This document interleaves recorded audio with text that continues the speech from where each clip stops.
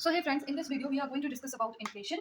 So in the previous video we have already discussed about the concept and definition of inflation and the related terms like deflation, disflation, reflation and stagflation, right? So in this video we are focusing on inflation itself. Okay, so based on certain things we can classify inflation into some categories. So the video that I provided you in this, like before starting this topic, is the video of notes. Okay, so you can refer that video for notes, but to understand this video is what you should refer. Okay, now based on the speed of the inflation, like on what speed the rate of the inflation is changing, we classify inflation as creeping inflation, walking, running and galloping inflation.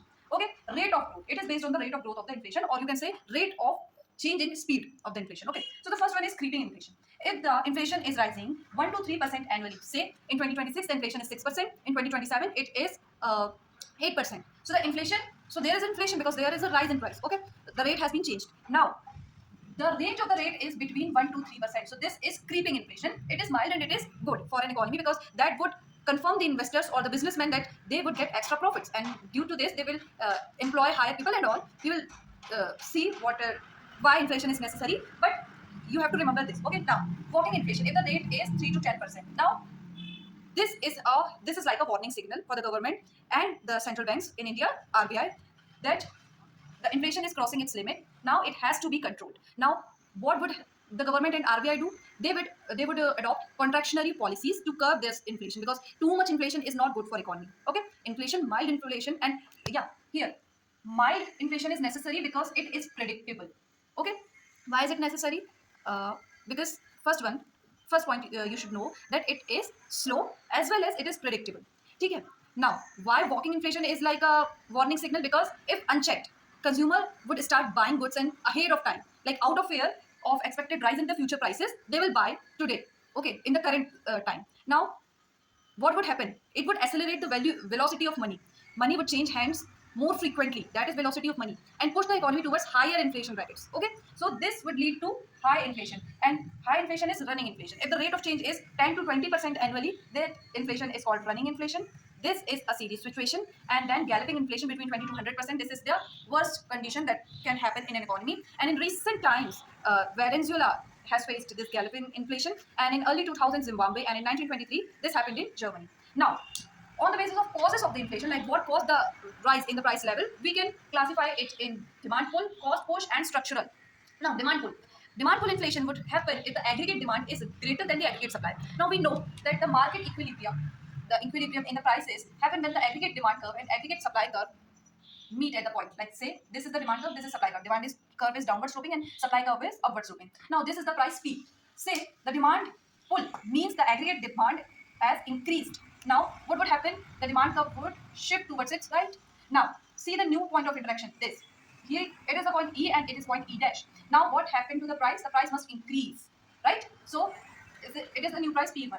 So this is it. Now aggregate demand is the summation of C, that is consumption expenditure by households, plus I, investment expenditures by business firms, plus G, government expenditure, and X minus M, that is net exports. Okay, so in these components demand can be raised. If we say household demand, how can household demand rise? There are many factors. Say the disposable income of the households has increased. Say there is future expectations of prices. There are many causes by which the household demand has been increased. Okay, now investment expenditure, how can it increase? Due to due to lower interest rates. Say the RBI has lowered the interest rate on loans, so business can take more loan and their demand would also increase. Now G, government, if the government has undertaken expansionary policies, or it is expanding its expenditure is too much. Let's say the government is facing high fiscal deficit where the government expenditure is more than the government revenue, that can lead to demand pull inflation. And if say let's say exports has been increased. Now if the exports has increased, the demand of the product would get higher. Say what are exports? Exports are nothing but the demand in foreign lands, demand of our goods in foreign land. If the demand has increased, there will be demand pull inflation. Now cost push inflation, if the cost of production or cost of input, say raw materials, say wages, remember factors of production. Now what we give in exchange is factor payments. Say factor payments, the prices of factor payments has increased, the cost of production has increased, and the cost of inputs has increased. And so in this case, to maintain the profit margins, supplier must increase the prices to maintain their profit margins, and that is cost push, because cost is pushing the inflation, demand is pulling the inflation, right? Now structural inflation is due to structural inefficiency in an economy. It is not due to demand, it is not due to, so say this is the demand side. This inflation is happening or occurring due to demand side perspective, and this is due to supply side perspective. But this is the economic perspective, like the perspective of the whole economy. If the if the economy faces structural inefficiency, say lack of this cold storage in an economy, that would lead to inflation. So let me just give you some examples of it. Say there is a monopolistic market structure, and in monopolistic market there is only a single seller in the economy, like monopoly. Okay, that would what would that mean? It means that the single seller would decide the prices, and if he decides to increase the price, there is no alternate thing or product that consumers can purchase, okay, in the economy. Now second example, artificial scarcity created by hoarding and black marketing. अब ये कैसे होता है? मान लो कि price अभी चल रहा है 10 रुपए किसी भी चीज का, बट एक्सपेक्टेड प्राइस है 15 रुपए, है ना, किसी से कैरोसिन का, है ना. I'm just giving an example. So this supplier A is hoarding these kerosene and creating artificial shortage. Why? Because he expects the price to increase in the future, and to gain some extra profits, he is creating an artificial shortage. Now, if he has created the artificial shortage of the kerosene, if someone needs it urgently, they will pay higher prices. Like if the current price is prevailing in the market is 10 rupees, but there is a shortage, then to gain the product, individual will pay higher prices than the current prices to gain that product. Okay.